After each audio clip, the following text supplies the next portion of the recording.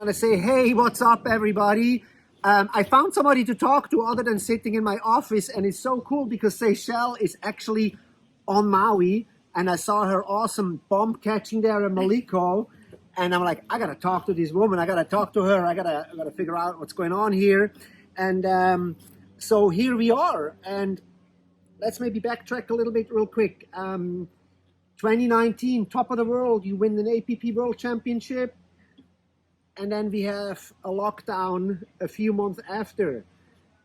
What did you do with that year? Yeah, well, first off, I'm really glad you tracked me down. I'm super stoked to be on Maui, especially after just having a year on lockdown, right? And so you asked after the world title. You know, I was prepping for another year, totally. I mean, we were getting ready for pre-season. You know, racing was going to start as early as April in the U.S. And so I wanted another world title for sure. That was on my mind when the lockdown hit. And then I thought, oh, it's just going to be a couple months. And to be honest, I was really happy when I thought, oh, you know what? We get the early season off. We're going to start in the summer. Perfect. Yeah. My body can rest a little bit more. It was like a big sigh of relief.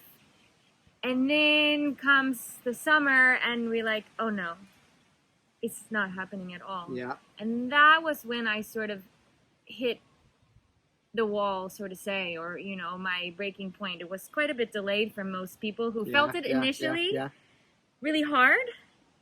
And I was initially like, this is great. I'm like in my flow. And then later it was like, oh, no, this is really hard. And and did you have like some sort of a little bit of a training fatigue? Because if you're not in the game for so long, it's kind of like, am I training? And what if I'm training, what am I training for? Yeah. And what I'm training for, when is it going to happen? You mean training fatigue, like losing motivation? Yeah, 100%. You know, it's like talking to other guys here, and they're like, you know, we're training, but then I don't know when the show goes on. Yeah. So, and there's a little bit of a time management involved in that too, right? Yes. So what I realized for the first time is honestly probably how hard I actually worked to get where I got and to be where I got, to be the athlete that I was. Because as soon as there was no motivation for a race, for an event, I went, oh, this is really hard work. I don't want to do this, right? So I lost a lot of motivation, and it is tough to go out every single day and put in the work when you don't have an event coming up, and really with having a whole year off. You know, I think most athletes are similar to myself, although I haven't spoken to many of them, but like, we haven't been training. We haven't been training because, I mean, I put in work for 6 years straight without a break. Yeah.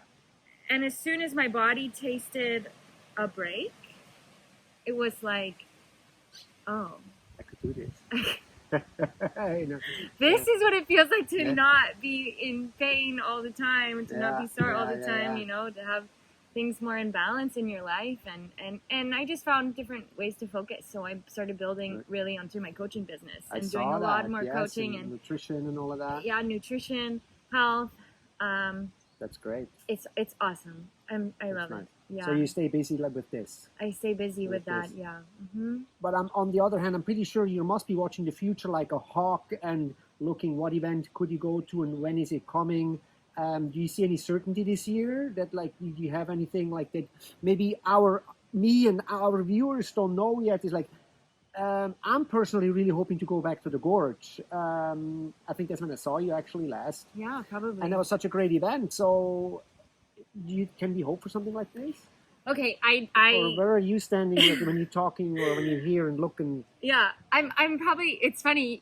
You would think I would be the person to ask, and I feel like I'm not the person to ask. I'll tell you what I do know, I'll tell you what I do know is, yes, the Gorge is happening. It's confirmed for the August 13, 14, 15. SIC is going to be there.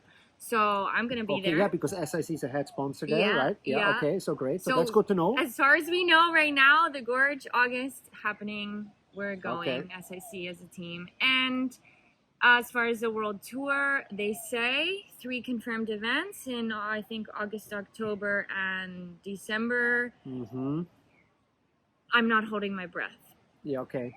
I have other priorities now. Okay. My life has shifted in a big way in the last year. I'm trying to start a family with my husband. Oh, and so, congratulations. Yeah, hey, thanks. That's big news. It's big news. Woo, I've shared about it a lot on social media.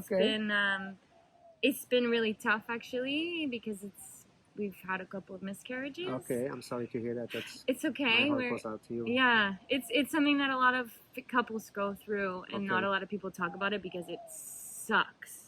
Yeah. It sucks, and I feel courageous enough to talk about it, so I'm doing that. Yeah, very open about that. Okay. And so if we are successful by the end of the year, that's my priority. That comes before racing. Yeah. Right now for me is family, so.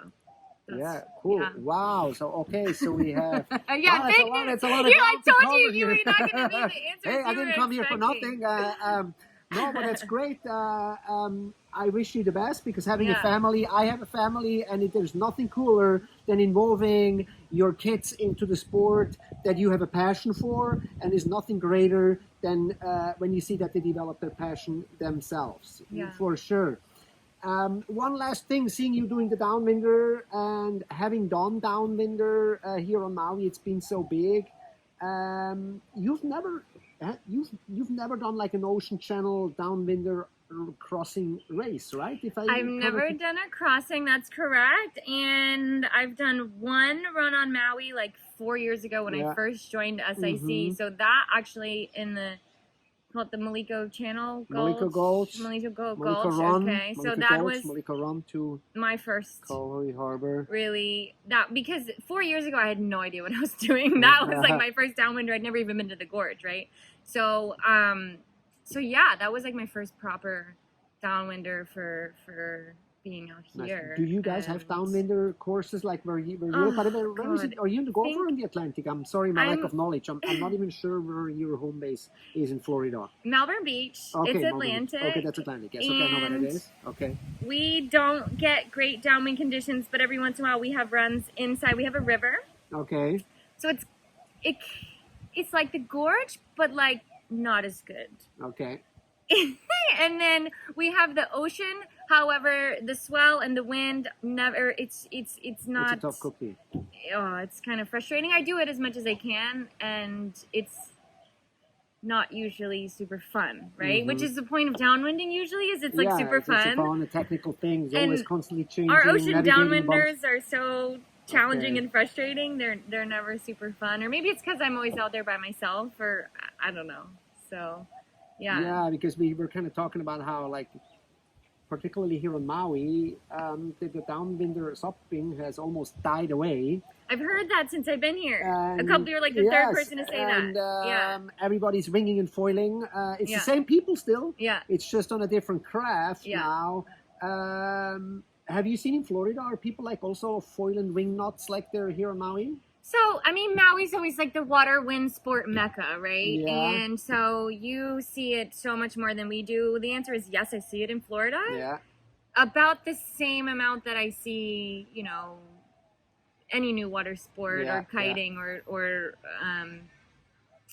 but I would say it is similar how the folks that adopted SUP surf have sort of done this transition now to foil.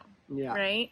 And so we have that also happening in Florida. It's just, we just have so fewer water athletes. Okay. It's not it's just a different animal over there. It's more spread out too, right? It's Florida's a huge state. Yes. Yeah. Yeah.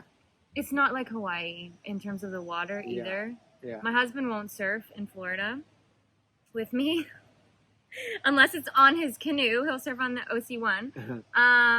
And here in Hawaii, he's gone every single day SUP surfing. I can't get him out of the water. I'm like, okay, so I think it's the water here.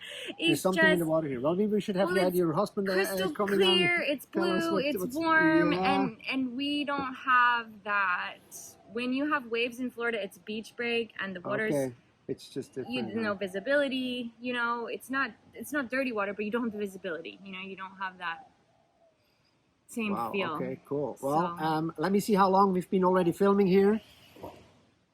Oh, we're doing well. We just had the 10-minute mark. So in case you're still watching, Seychelle here, super cool to catch up with her. And if you want, and if you have it in you, give us a like button or maybe a shout out, ask a question or whatever you have. Thank you so much for being part of this video. And thank you so much for your time. I really enjoyed this catching up with you. You're most welcome. Thank you guys so much for watching. Aloha.